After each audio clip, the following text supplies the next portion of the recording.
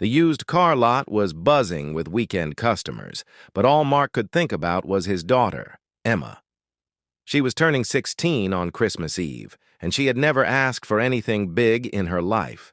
She walked to school, worked part-time at the library, and still managed to keep straight A's.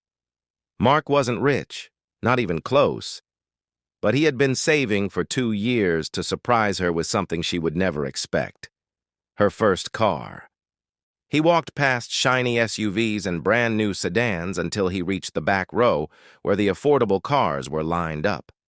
That's when he saw it: a small silver hatchback, clean interior, low mileage, reliable, safe, perfect for a first-time driver. He smiled to himself, imagining her reaction, imagining her shouting, "Dad, is this really for me?"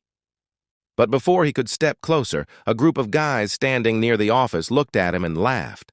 One nudged the other. "Look at this," the tall one said. "Someone's window shopping again." They probably thought he couldn't afford anything.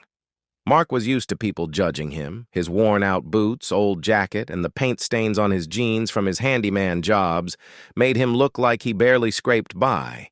And yes, some months were tough. But that didn't mean he couldn't do something special for his daughter. Still, their snickering followed him like a shadow. "Bet he'll ask for a discount on a $3,000 car," another joked loudly. "Man, I wouldn't even test drive that thing," the third added. Mark ignored them at first. He walked around the car, inspected the body, then crouched down to check the tires. Everything looked good, but the laughter got louder, intentionally, like they wanted him to hear. Finally, one of them called out, "Hey, old man, you sure you're in the right place? We don't sell scrap metal here." Mark stood slowly. His face didn't show anger, just calm determination. "I'm buying this for my daughter," he said quietly. "A Christmas gift?" "Ooh," one mocked. "Hope she likes disappointment." More laughter. A salesman inside the office noticed the commotion and walked over. "Sir, can I help you?" Mark nodded. "Yes, I'd like to take a look at this one. Maybe take it for a test drive." The salesman paused. The laughter from the group behind them didn't help, but the salesman remained polite and handed Mark the keys. "Of course. Bring it around when you're done." Mark drove the car through the streets, listening carefully to the engine, the brakes, the alignment. It ran beautifully. He pictured Emma in the driver's seat, nervous and excited. He pictured her first solo drive to school. He pictured her freedom.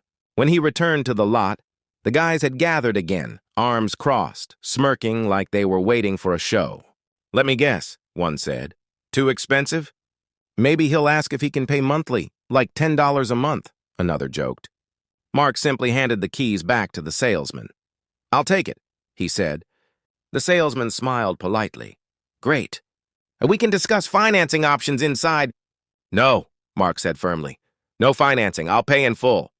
The laughter stopped, all at once. Even the salesman blinked in surprise. "Oh, sure, sir. We can finalize the paperwork then." Mark followed him into the office, and the group of guys rushed to the window, pressing against it like kids spying on something unbelievable. They whispered to each other, confused, annoyed, embarrassed. Inside, the salesman sat down. "The total comes to—" Mark reached into his backpack and unzipped it. Bundles of neatly stacked bills came out. The salesman froze. The guys outside froze. Nobody laughed now. Mark placed the stacks on the desk calmly, counting only once, then sliding them forward. "I've been saving for a long time," he said softly. "My daughter deserves something safe, something reliable." The salesman swallowed hard. Yes, sir. Everything looks perfect." When the paperwork was finished, Mark received the keys and shook the salesman's hand. As he walked out, the group near the window scrambled away, trying to pretend they hadn't been watching. One finally stepped forward awkwardly.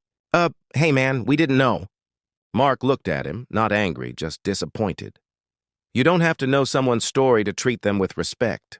He got into the car, Emma's car, and drove home with the biggest smile he'd had in years. On Christmas Eve, he led Emma blindfolded into the driveway.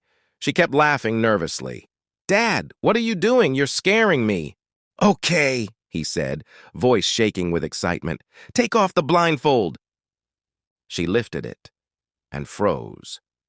The small silver hatchback sat under a simple red bow. Her hands flew to her mouth.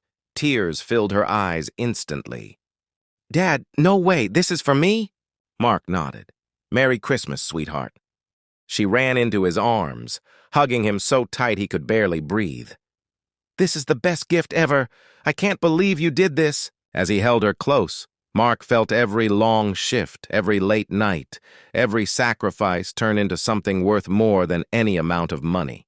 They laughed together, not the way the men at the lot had laughed, but the way only a grateful daughter and a proud father could. A laugh filled with joy, a laugh no one could take away.